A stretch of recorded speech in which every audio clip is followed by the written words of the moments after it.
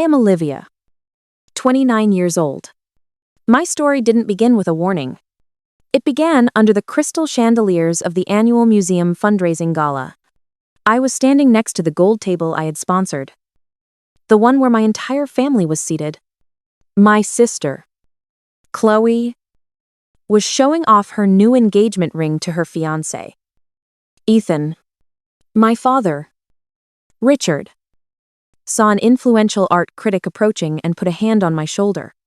The critic smiled at me. "And this must be your talented daughter." My father laughed. A short, dismissive sound. "This one," he said, gesturing to me. "She's the financier, not the real artist in the family." I watched as my mother, Susan, and my Aunt Karen smiled politely, agreeing with the joke. The silence at the table was absolute. The critic looked embarrassed. My mother was frozen, with a tight smile. And my father looked proud of his little witticism. This time, the humiliation didn't feel hot. It felt cold. Clinical. I didn't cry. I didn't argue. I didn't ask why. I simply placed my napkin on the table, pushed back my chair, and stood up. "Olivia." "My mother?" Susan hissed, her smile turning to a look of panic. "Don't make a scene." I ignored her. I walked out of the main dining hall, past the curated sculptures, and into the quiet marble lobby. The air was cool. I pulled out my phone. The anger wasn't loud this time, it was precise. I opened my banking app. There, it was a pending transfer for $20,000. The deposit for the lease on Chloe's new boutique. My finger hovered over the cancel button for a single second. Then I pressed it. That click wasn't an impulse. It was an audit. It was the closing of a ledger that had been open for a decade. You see, since I became a chief architect, I had been the silent, unacknowledged investor in the production called my family's artistic lifestyle.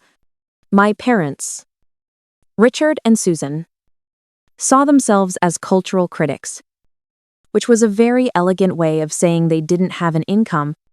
I looked back at my mental ledger.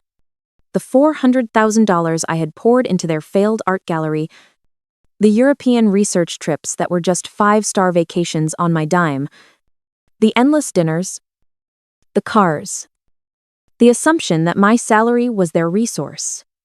This wasn't a family. It was a subscription, and I had been footing the bill.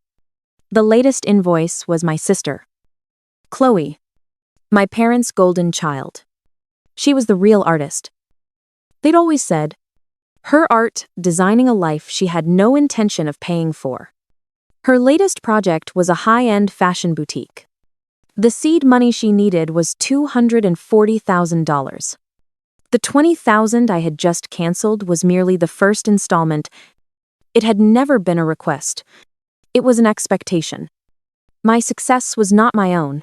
It was the funding that allowed their artistic dreams and Chloe's to be real.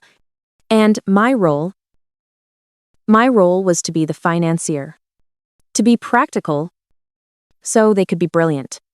I stared at the transfer canceled notification. I didn't feel regret. I didn't feel sadness. I felt something I hadn't felt in years. I felt balanced. I blocked Richard's number, then Susan's, then Chloe's. I put my phone back in my purse, walked out of the museum, and hailed a cab. The financier had just closed the account. I remember sitting in my therapist's office just last week, my hands wrapped around a warm cup of tea I didn't want. I was exhausted. "I just don't understand, Dr. Miles," I had said. "Why is it always me? Why do I get the invoices while Chloe gets the applause I design skyscrapers that change the skyline? She picks out fabric swatches, but I'm the one who's not an artist." Dr. Miles had looked at me. her expression calm and steady.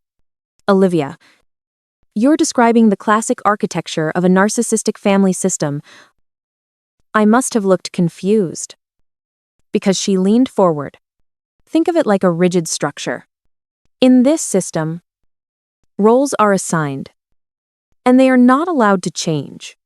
Chloe has been assigned the role of the golden child. She is the walking embodiment of the family's idealized image. She is brilliant. She is special. She can do no wrong. Her purpose is to be adored. And my purpose, I asked, though I already knew the answer. You, she said gently, are the scapegoat. Your role is just as important to them. You are the one who carries all the burdens, the responsibilities, the financial stress, and most importantly, all the blame and anger they can't deal with themselves.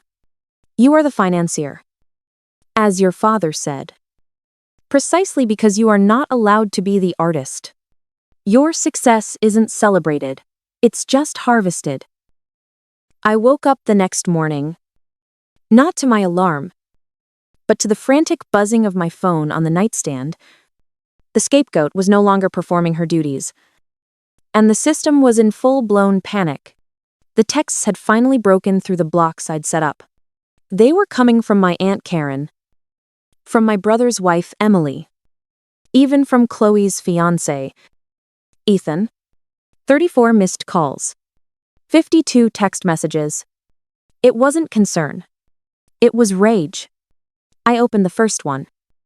A wall of text from Ethan, clearly dictated by a hysterical Chloe.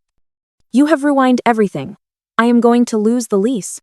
I am going to lose the deposit. How could you be so cruel? You've always been this way. You're just jealous. You're jealous that I'm getting married and I'm finally doing something on my own. And you can't stand it? Jealous. I had funded her entire adult life. I paid for the apartment she was living in, the car she drove. The jealous accusation was so absurd, it was almost funny. This wasn't an emotional outburst. It was a tantrum from a CEO whose primary investor had just pulled out. The next message was from my mother, relayed through my aunt.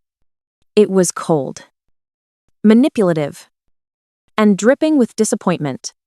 Olivia, your father is deeply hurt by your selfish, dramatic display.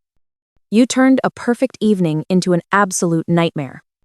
You embarrassed us in front of influential people.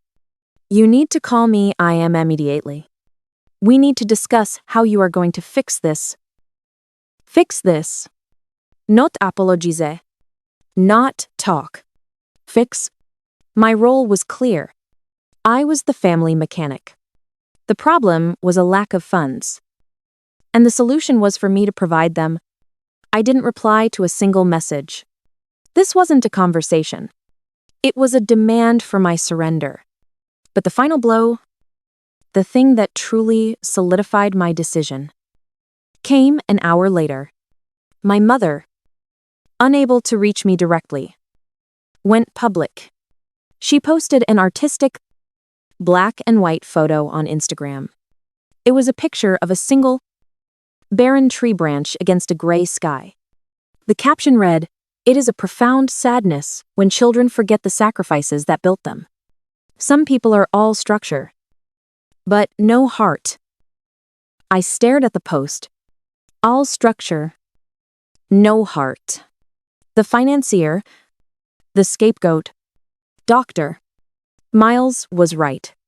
The roles were rigid. But they had forgotten one thing about me. I'm an architect. I don't just understand structures. I know exactly how to dismantle them. I looked at my mother's Instagram post. The slender, dying branch against the gray sky. All structure. No heart. She was wrong.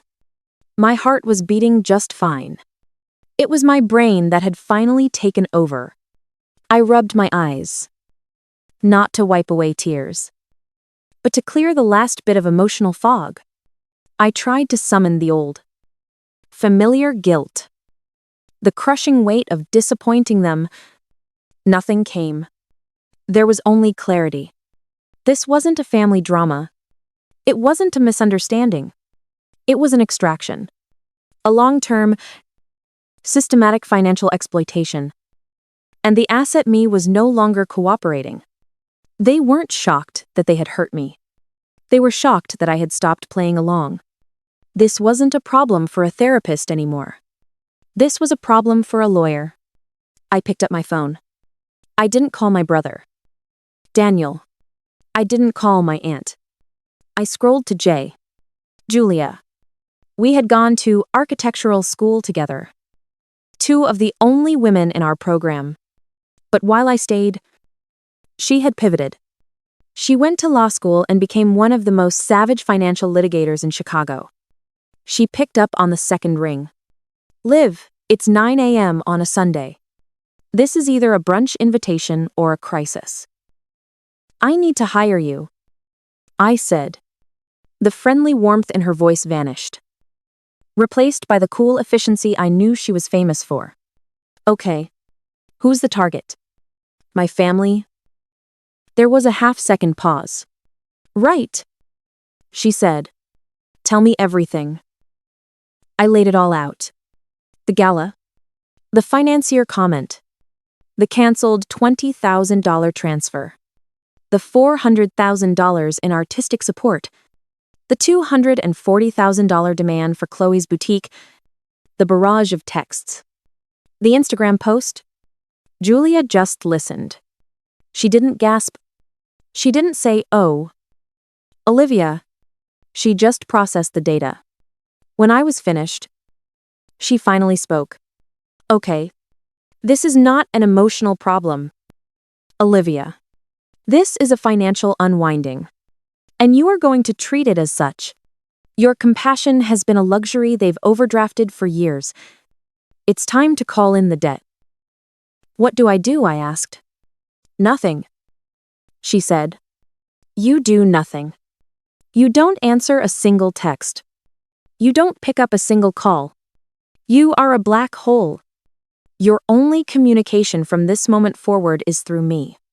I want you to email me a timeline of the major transfers, and I want you to give me written consent to pull your full credit report. All 3 bureaus. My credit. Why? Because, Julia said, her voice turning to ice. People who are this comfortable demanding your future income are usually just as comfortable stealing from your past. We're not just building a wall, Liv. We're building a legal firewall. I need to see exactly how deep this rot goes before we send the first letter. Give me 48 hours. I hung up the phone. I didn't feel scared. I didn't feel angry. I felt organized. This wasn't revenge. It was accounting. Julia called back 24 hours later. The friendly warmth from our last call was gone, replaced by a clipped, professional tone that chilled me to the bone. Liv, she said. Are you sitting down? Just tell me. Julia. I pulled the reports. It's bad. I'm not talking about the $400,000 you gave them. I'm not worried about that. I'm talking about the $90,000 they stole. My breath caught. The line was silent for a moment. What? 2 risky business loans. Opened 18 months ago. The company name is Artistic Ventures LLC. And they were all opened using your social security number and your name. They didn't just take your money, Olivia. They committed identity theft. $90,000. I sank down onto the edge of my sofa. My mind wasn't racing. It was focusing. All those times my father had joked about needing to leverage my good credit. It wasn't a joke. It was a business plan. But that's not the part that has me worried. Julia continued, her voice turning to pure ice. How? I whispered. How can it be worse than that?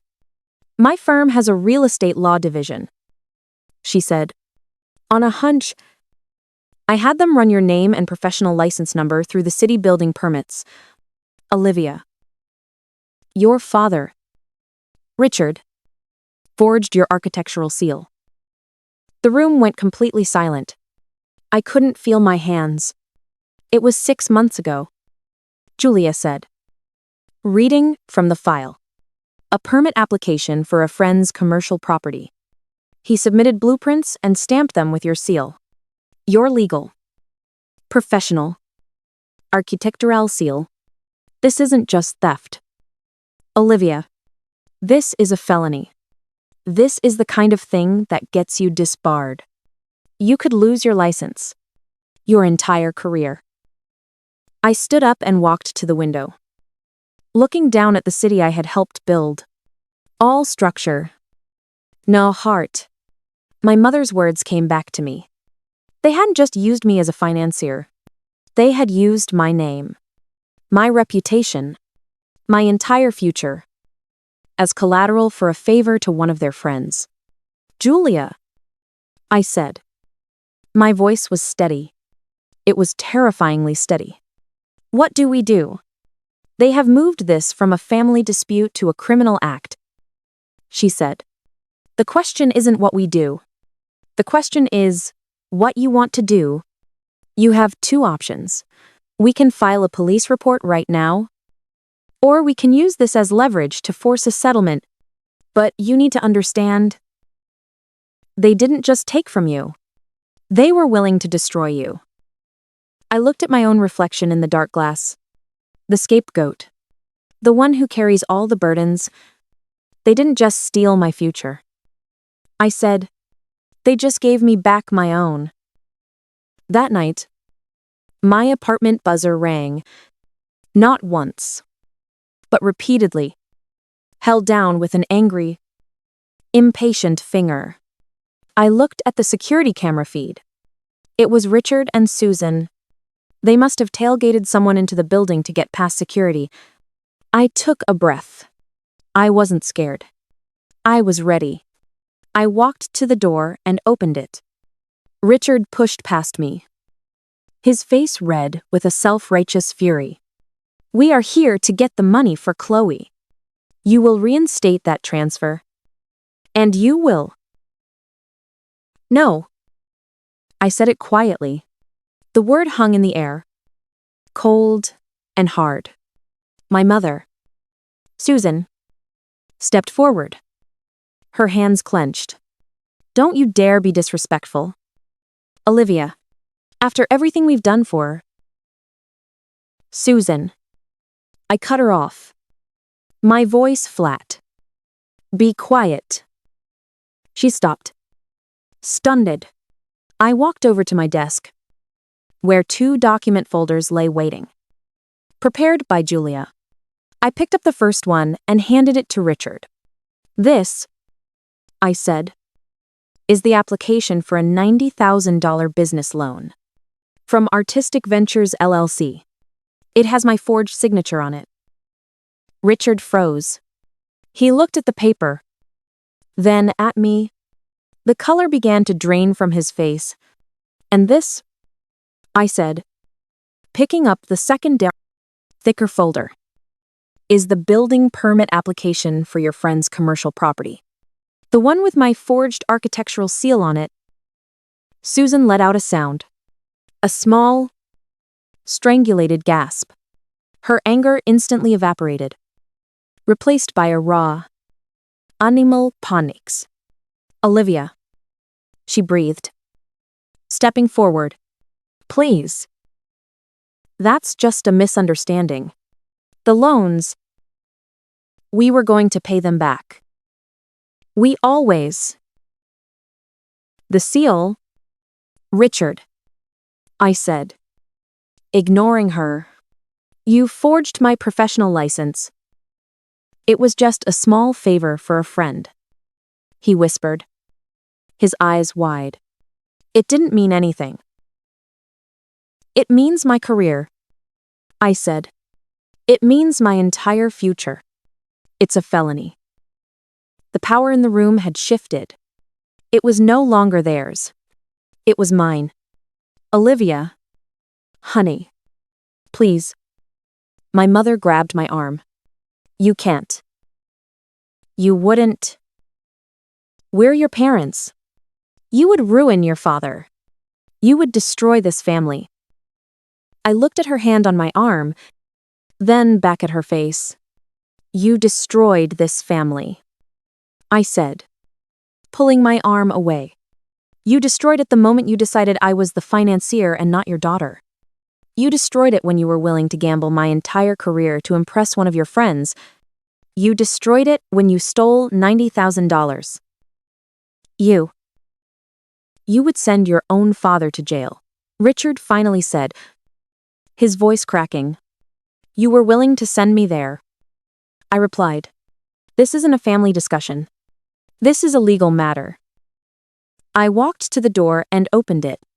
They just stood there. Two strangers in my living room. Me, Lavier. Julia is expecting a call from your lawyer, I said, my voice leaving no room for negotiation. You have 24 hours to have them contact her. Or we file the police report. Now, get out of my house. They stared at me, their faces a mask of disbelief and horror. I didn't wait for them to move. I just said, goodbye, and closed the door, shutting them out in the hallway. Their shocked silence louder than all their previous demands. The legal fallout was not dramatic. It was mathematical. Faced with felony charges for financial fraud and professional forgery, Richard and Susan didn't have any leverage. There was no negotiation. They signed everything. Julia was relentless. They were forced to sell their oversized artistic house to repay the $90,000 in fraudulent loans. The remaining equity, which wasn't much, was seized to cover legal fees. They moved into a small, 2-bedroom rental apartment across town. Richard, for the first time in 30 years, had to get a real job. Something in consulting. My mother, Susan, was now working retail. Chloe's engagement to Ethan quietly dissolved.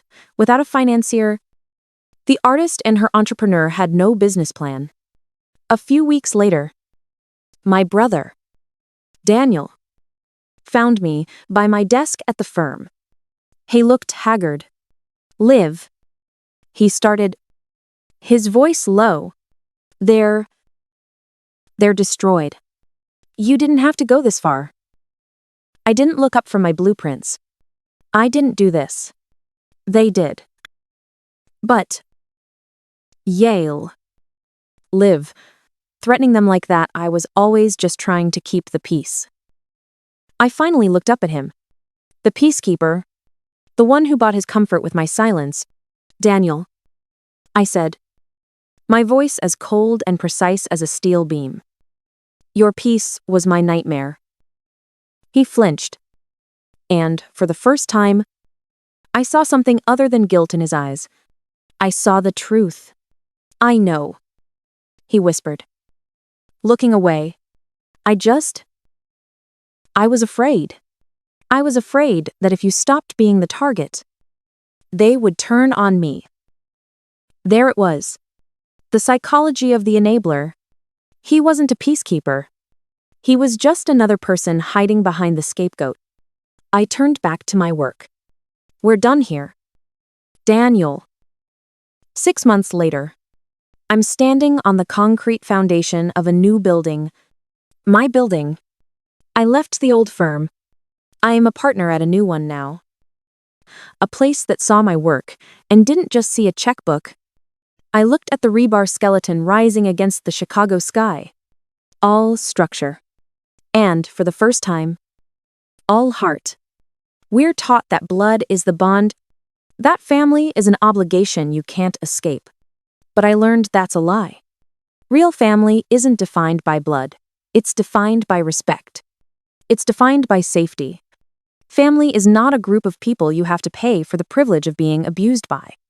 By letting go of the toxic structure that was trying to destroy me, I finally found the one person who could actually build my future. Me. If my story resonated with you, hit that like button and subscribe for more. And please, share this with anyone who needs to hear that your value is not defined by your usefulness to others. Thank you for listening.